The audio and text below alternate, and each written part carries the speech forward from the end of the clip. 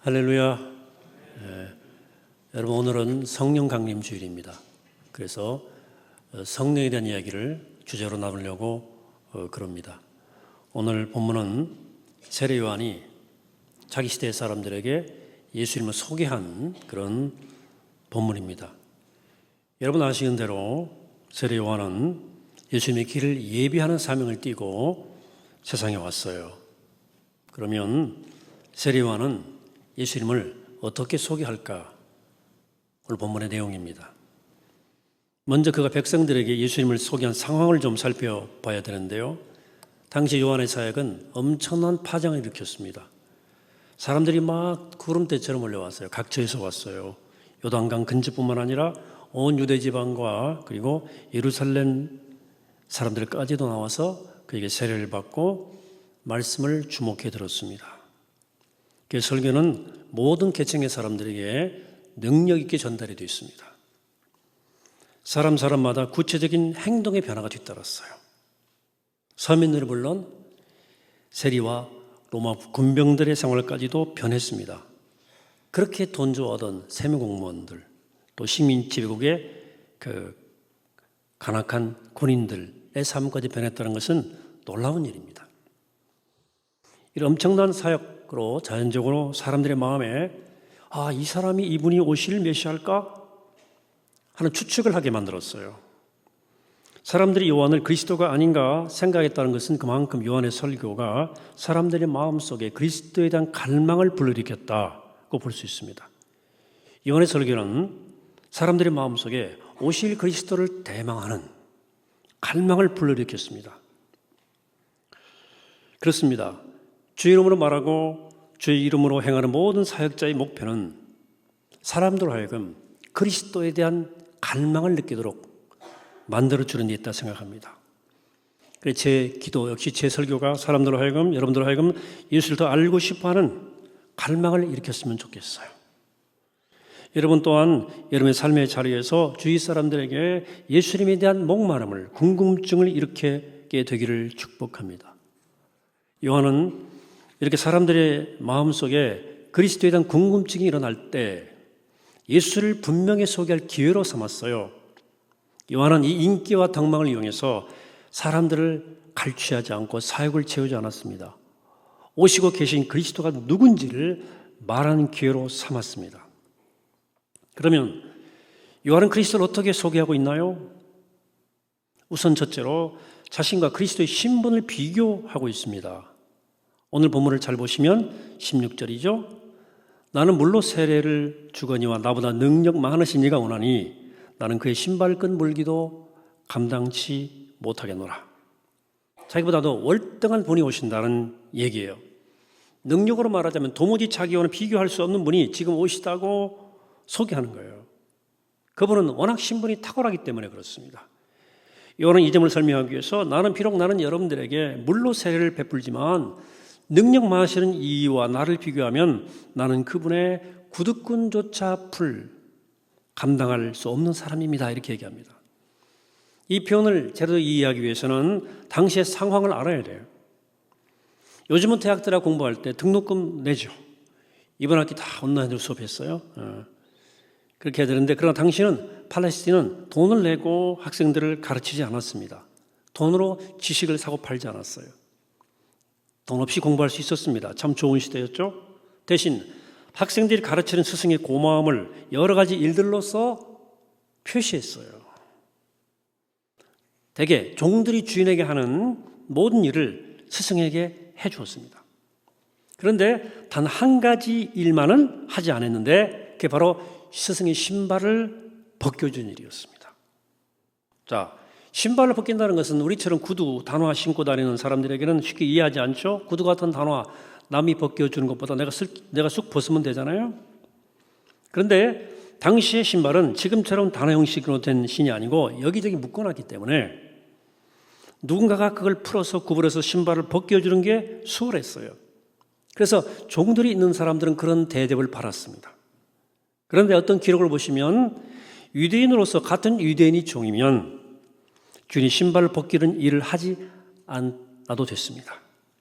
그러니까 동족 사이에는 비록 종이라고 해도 이런 일을 하지 않고 이방인이 종이 되었을 경우에는 그 일을 하도록 허용했던 행위가 신발끈 분일이에요. 그러니까 제자들로서 스승의 고마움을 보답하기 위해서 여러 가지 일은 다 해주었지만 신발 벗겨드리는 일은 제자들 하기에는 너무 비천한 일로 여겼던 것입니다. 그러나 요한은 그렇게 말하는 거죠. 나는 그분의 신발을 벗겨드릴 자격마저도 없다. 나한테는 그 일도 과분하다. 그 말하는 거예요. 오시고 있는 그분이 워낙 위대한 분이기 때문에 나는 신발 벗겨드리는 일을 하기에도 부족한 사람이다. 그 말이에요. 그렇게 표현함으로써 그는 주님이 얼마나 놀라운 분인지를 소개하는 거예요. 그래서 당시 사람들의 마음속에 오시는 그분의 위대함을 잘 알아듣도록 표현한 것이 나는 그분의 신발끈 풀기도 감당치 못하겠다는 말이에요. 그런 표현입니다. 여러분 그렇습니다. 그분은 그만큼 놀라우신 분이고 하나님의 아들이며 하나님께로 가는 길이요 진리요 생명이요 우리의 찬양과 영광을 바르시기에 합당하신 그런 분이에요. 두 번째로 소개죠. 요한의 소개는 예수님의 사역과 관련해서입니다. 처음에는 자기 신분하고는 전혀 다른 놀라운 분인 것을 말해주고 이제 하는 일을 비교했을 때도 자기는 비교가 되지 않는다고 말합니다. 자기는 물로 세례를 주지만 오실 그분은 성령과 불로 세례를 주실 것이다. 이건 비교 불가능하다는 거예요. 요한은 예수 그리스도를 백성들 앞에 소개할 때, 선포할 때 성령으로 세례 주시는 분이라고 소개합니다. 성령 세례는 능력이 많으신 이가 주는 능력의 세례예요. 옛 이스라엘의 최고 지도자들은 그 직분을 위임 맡을 때 성령의 능력 주심을 상징해서 황소의 뿔에다 기름을 채워서 머리에 부었습니다. 기름 부었어요. 왕이나 선지자 제사장이 그 직분을 감당해내기에 충분한 능력을 부여받는다 하는 걸 상징하는 행위로 기름 붓는 거예요. 주님이 오셔서 하시게 될 특징적 사역으로서 성령 세례이다. 능력을 부어준다는 거예요. 요한은 예수님이 누구신지를 소개하기 위해서 이 땅에 왔습니다. 그래서 요한은 내가 어떤 말로 예수를 소개해야 될까에 대해서 많이 생각했을 거예요. 어떻게 할까? 왜 그 속에는 오시는 예수님을 충분히 드러낼 수 있는 소개가 되기 때문에. 예수님에 대한 소개가 요한복음서에는 두 가지가 있는데요. 하나는 예수님을 가리켜서 세상 죄를 지고 가는 하나님의 어린 양을 보라 그랬어요. 이 말을 듣는 이스라엘 사람들에게 확실히 예수가 어떤 역할을 할지를 알게 한 거죠. 수없이 드려졌던 희생 제물로서의 어린 양을 그들은 다 알고 있었어요. 어린 양이 상징적으로 보여준 그 속죄 행위를 친히 감당하시는 분으로 소개한 거예요. 예수 그리스도께서 우리의 죄를 완전히 치워주실 분이라고 선포한 거예요. 또 하나는 예수님이 오시면 성령과 불로서 세례를 주실 거라고 소개한 거예요. 그런데 예수님은 세상 죄를 지고 가는 어린 양이라고 표현한 곳은 요한복음 한 곳입니다. 그런데 예수님을 성령으로 세례 주시는 분이라고 한 표현은 복음서마다 기록되어 있습니다. 그러니까 어쩌면 요한이 예수님의 사역 중에서 꼭 강조하고 싶었던 것은 예수가 성령으로 세례 주시는 분이라는 사실이었습니다. 복음서 기자들 역시 이것은 역시 빠뜨리면 안 된다고 본 거예요. 자, 예수님께서 우리 죄를 담당하시기 위해서 십자가에 돌아가셨어요. 세상 죄를 지고 가는 어린 양으로서 사역을 완수하셨습니다. 그리고 사흘 만에 다시 살아나셨어요. 그 40일 동안 지상에서 계셨습니다. 40일이 다 되어 가는데도 성령으로 세례 주신다는 약속이 이루어지지 않고 있었어요. 그래서 예수님은 사도행전 1장에서 이렇게 말씀하시죠. 요한은 물로 세례를 베풀었거니와 너희는 몇 날이 못되어 성령으로 세례를 받으리라 이렇게 했어요.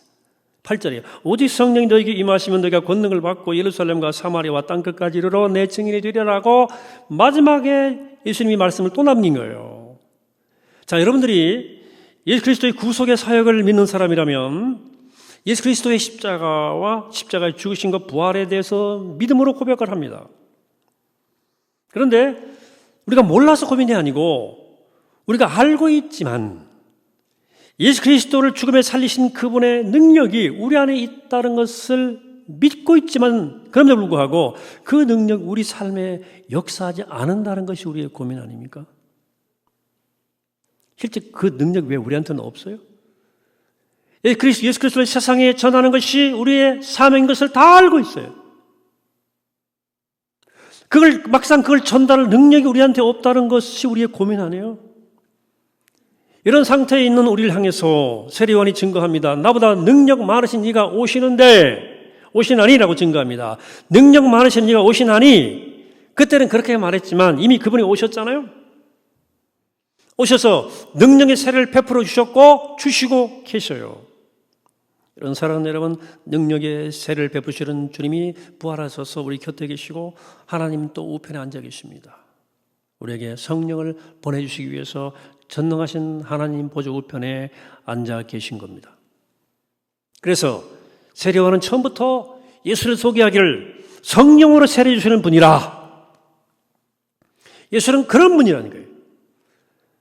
누가 소개? 그런데 신자들은 이 세례와는 나와 아무 관련 없는 것처럼 살아가고 있습니다. 이것이 오늘 우리의 모습이에요. 성령으로 세례를 주시면 능력을 주시겠다는 약속입니다. 능력을 공급하겠다는 약속입니다. 우리가 신앙생활을 해나가는 것이 내 힘에 의해서가 아니라 하나님의 힘에 의해서 할 수 있도록 우리에게 하나님께서 능력을 주시고 싶어 하세요. 능력. 여러분 아마 기도해본 분이라면 이런 경험들을 대부분 했을 거예요. 어떤 때는요, 우리 나름대로 기도하려고 막 발버둥 치는데도 이 기도가 잘 이어지지 않아요. 딴 생각만 나고. 여러분들 정말로 애를 쓰지만 마치 바람을 거슬러 노를 젓는 것 같아요. 바람을 맞선 항해하는 선장같이 기도가 힘들 때도 있어요. 또 어떤 때는요, 하나님 막 도와주시면 무릎을 꿇기 전에도 막 기도가 나와요. 막 해야 할 말을 하나님이 주시는 거예요. 그 기도에서 기도로 이어져 나가는. 정말 그런 날은 자리에 일어날 때 하나님과 이야기했다는 느낌이 듭니다. 하나님과 대화했다. 나 혼자 하나님과 이야기하려고 막 발버둥 치다가 수화기를 놓고 마는 때가 있는가 하면 정말 하나님과 내 마음을 열고 모든 걸 다 털어놓고 이야기하는 것처럼 그렇게 만나 뵐 때도 있습니다. 신앙생활도 마찬가지예요. 말씀이 우리에게 요구하는 수준이 있어요. 높아요. 어떤 때는 설교를 들으면 들을수록 마음이 괴롭습니다. 왜? 그 기준이 한없이 높은데 내 삶 아직도 바닥을 계속 헤매잖아요. 듣는 게 괴로워질 수도 있어요. 그러나 성령께서 우리 영을 새롭게 하시면 내 안에 그 말씀을 따라 살고 싶은 열망이 샘솟아나요. 그럴 때는 말씀을 들으면 들을수록 그게 되게 복이 돼요. 말씀이 분명하게 제시하면 제시할수록 내가 가야 할 길이 선명해야 돼요. 아, 그렇구나. 이런 말씀은 나를 속박하는 것이 아니라 내가 가야 할 방향을 지시해주는 지시판 같은 거 아니겠습니까? 이정표예요. 이리 가라. 거의 다 왔다. 이정표를 보여주는 하나님 말씀의 기준이에요. 내가 말씀대로 열심히 길을 걸어가라고 할 때, 너 이제 몇 킬로 남았다고 보여줌으로써 내가 오히려 힘이 나잖아요. 근데 내가 맥 빠지고 지쳐있으면 이정표가 보기도 싫어요. 더 이상 못 가겠어. 몇 킬로 남았다는 말이 앞으로 20킬로 말이 들어오잖아요. 귀찮아요. 내가 왜 이리에 들어섰나라고 하는 후회도 올 수도 있어요. 맥 빠진 상태에서는. 하나님 말씀은 그런 거예요. 하나님 말씀은 우리에게 최단 코스가 어딘지를 늘 보여주는 선포입니다. 이 길이 지름길이야. 이 길이 너 돌아가는 길 아니야. 내 안에 능력이 없을 때는 괴로워요.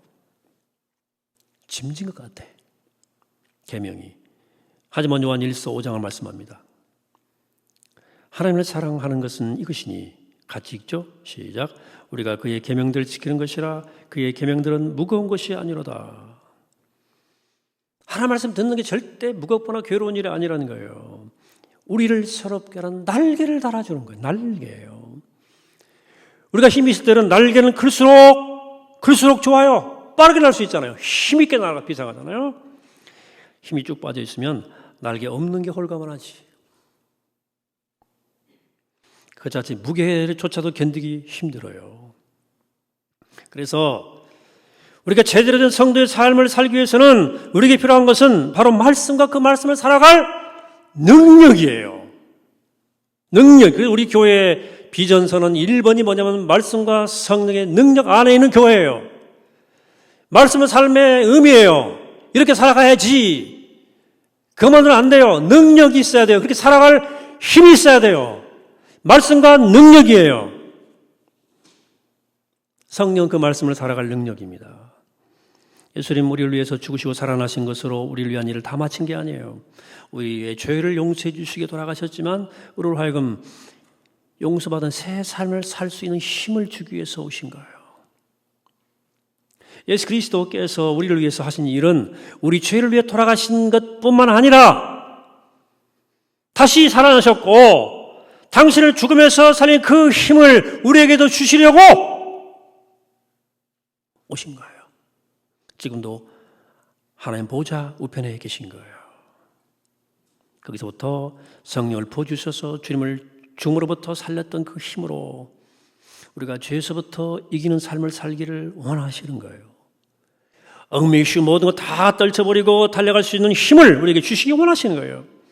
그걸 공급하시기 위해서 주님은 우리 곁에 계시고 주의 보좌에서 지금도 우리를 기다리신다. 그래서 이 답답한 우리의 상황을 해결할 수 있는 방법을 세례 요한이 소개한 거예요. 그것은 바로 예수님 베푸시는 성령의 세례예요. 받는 사람들에게 놀라운 능력을 보여주는 성령의 세례예요. 초대교회 공동체는 성령 주시리라는 예수님의 약속을 믿고 모였어요. 모여 기도하기 시작했습니다. 마음을 같이 해서 오직 기도하기를 힘썼어요. 그 기도하고 기다리고 있을 때 어느 날 호련히 성령이 부어졌어요. 그들은 성령 받고 완전히 딴 사람 됐습니다. 세상이 깜짝 놀라는 사람이 되어버렸어요. 그들이 가는 것마다 파격의 연속이었어요. 파격적인 일이에요. 한 사람 전도라고 해도 힘들어서 빤질거리던 인간이 내가 뭘 하면 되겠습니까? 이렇게 라고 물었어요. 어떻게 하면 되겠습니까? 그게 하나님의 성령이 일할 때의 모습이에요. 우리 삶에 거대한 바람이 불어온 거거든요. 돈만 세우면 되거든. 바람만 타면 되거든. 그물을 던지기만 하면 그물이 찢어질 만큼 고기가 잡혔거든요. 성령이 부어질 때 일어나는 역사예요. 우리는 그냥 그 바람을 타면 되는 거예요. 그러나 우리는 이 하나님의 방법을 찾지 않고 어쨌든 내 방법으로 몇 마리라도 막 건져보려고 막 하는 식으로 일을 하니까 허리만 아프시. 그러나 요한은 주님 우리에게 바로 이 성령으로 세례 주시는 분이라고 증거하는 겁니다. 여러분 주님 주는 성령을 받으시게 되기를 축복합니다. 성령이 임하시게 되기를 축복합니다. 마지막 요한은 예수님을 불로 세례 주시는 분이라고 소개를 해요. 요한은 아직 하나님 나라를 볼 때 구약 선자의 관점에서 봤어요. 그리고 언제 그 일이 이루어질지는 자세히 몰랐어요. 주님의 초림으로 말미암은 것인지 주님의 재림으로 말미암은 것인지를 구별하지 못했어요. 그래서 성령으로 세례 주시는 분이라고 소개하고 불로서 세례 주시는 분이라고 동시에 소개합니다. 17절입니다. 손에 키를 들고 자기 타작마당을 정하게 하사 알곡은 모아 곳간에 들이고 쭉정이는 꺼지지 않는 불에 태우시느니라. 주님이 다시 오셔서 하시게 될 중요한 사역이 쭉정이와 알곡을 갈라놓는 일이에요. 처음 오셔서 성령으로 세례를 주신 분이 다시 오실 때는 불로 세례를 주신다. 쭉정이를 꺼지지 않는 불에 태워버리신다. 뭔 말입니까? 우리가 그 많은 하나님의 말씀을 듣고도 끝까지 하나님을 우리 인생의 중심에 모셔드리지 않으면 장차 심판의 불에 던져진다는 얘기를 하고 있는 거예요. 한 주간 내 마음대로 살다가 주일날 1시간 반짝 점 찍고 예배 드리는 게 다른 사람과 구별할 수 있는 유일한 것이다. 여러분들 쭉정이로 분류될 수밖에 없을 겁니다. 유일한 것이라면. 쭉정이 알곡의 차이는 겉이 문제가 아니고 안의 문제잖아요. 겉으로 볼 때 쭉정이도 그렇고 알곡도 그렇고 껍질은 다 있잖아요. 문제는 그 껍질 속에 알이 있느냐 없느냐에 따라서 알곡 혹은 쭉정이에요. 내면의 삶의 문제는 그게 내 내면에 뭐가 있냐는 거예요. 내면에 생명이 있느냐로 알곡과 쭉정이로 갈라집니다. 겉으로 볼 때 우리 다 예배 자리에 나와 있잖아요.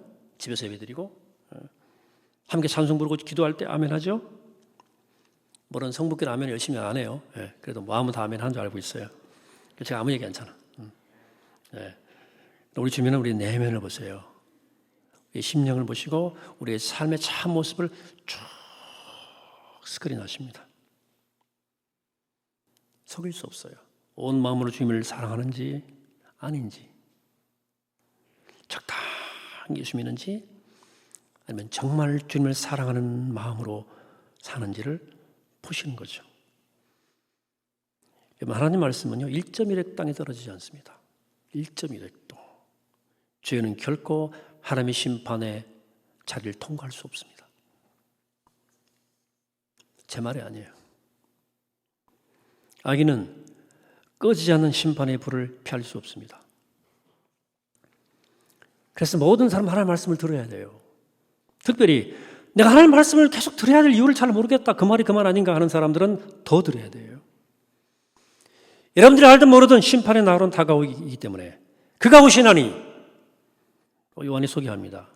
처음 오신, 약속대로 오신 주님은 약속대로 다시 오셔요. 처음 오실 때는 죄인을 구원하기 오셨어요. 두 번째 오실 때는 심판하기 오신다 그랬어요. 누가 그 위험 앞에 설 것입니까? 그러므로 지금 하나님께서 우리가 걸어온 삶을 돌아보라고 이 코로나 상을 주셔서 우리가 지금껏 살아온 삶을 돌아보게 하시고 돌이키게 하시는 거예요. 이건 코로나 심판이 아니에요. 기회죠. 멈춰서 돌아보고 돌이키고, 돌아보고 돌이키고. 근데 죄악된 삶이라고 하는 것은 뭐 도덕적으로 뭘 잘못하는 것도 포함되지만 본인 그게 아니에요. 성경이 말하는 악인의 삶은 하나님 없이 사는 걸 말해요. 죄악된 삶의 본질은 하나님을 내 인생의 중심에 모시지 않는 걸 말해요. 왜 그게 죄예요? 나를 지어서 나를 나되게 하시고 지금 나를 살아가게 하시는 분이 하나님이시거든요. 조그만 신세를 지어도 오늘 입어도 고맙다고 말하면서 내게 생명 주시고 오늘 나를 있게 하시고 나를 살아가게 하시는 하나님에 대해서 무관심하다. 그게 죄가 아니고 뭐가 죄입니까? 뭐가 죄냐고. 요한이 증언했듯이 예수님 오셨고 지금도 오시고 계십니다. 주님은 다시 오실 것입니다. 오셔서 우리를 심판하십니다. 주의 말씀입니다. 세례요한은 오시는 주님을 소개하면서 인생을 둘로 구분합니다. 알곡과 쭉정이로 구분했어요. 여러분, 알곡이든지 쭉정이든지 둘 중 하나지 하나님 말씀은 제3의 자리가 없습니다. 허용하지 않습니다. 중간은 없습니다. 여러분들 알곡이든지 쭉정이든지 둘 중 하나예요. 여러분, 그러므로 주님을 정말 사랑함으로 하나님 나라에 합당한 알곡들이 되시기를 축복합니다. 여기 아무도 하나님의 진노의 불을 통과하지 못하는 사람 없게 되기를 축원합니다. 세례요한은 그가 소개한 예수, 어떤 분을 소개합니까? 그분은 신분의 놀라운 분이에요. 너는 신발끈도 묶을 자격도 없어. 그분은 능력이 많아요. 탁월하신 분이에요. 그래, 그 능력으로 세례를 주시는 분이에요. 또 그런 불로 심판하시는 분입니다. 바라기는 그 주님을 마음 깊이 영접함으로 오늘 성령의 능력 안에서 충만히 사시기를 바랍니다. 또한 오시는 주님 앞에 서는 날 불의 심판을 견디며 최후 승리하는 복된 여러분 되시기를 이 아침에 주의 이름으로 간절히 축원합니다. 하겠습니다. 걸어가시고 자비로우신 아버지 하나님, 오늘 주의 말씀을 듣습니다. 우리에게 성령으로 세례 주시는 주님, 주님을 우리 마음속에 모셔드립니다. 능력으로 세례받아 능력으로 성령받아 자유하게 하시고 말씀이 생명이 되게 하시고 진리가 길이 되게 하시고 하늘에 거룩한 날개를 달고 날게 하여 주옵소서. 믿음으로 잘 살아서 알곡이 되어서 주 앞에 서는 날 잘했자 칭찬받으며 심판을 견디는 거룩한 자녀 되게 하여 주옵소서. 감사드리옵고 예수님의 이름으로 기도하옵나이다. 아멘.